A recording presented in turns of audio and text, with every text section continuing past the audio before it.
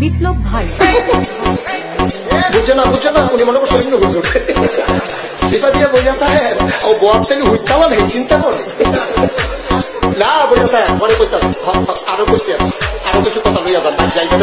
দুইটা কথা লইয়া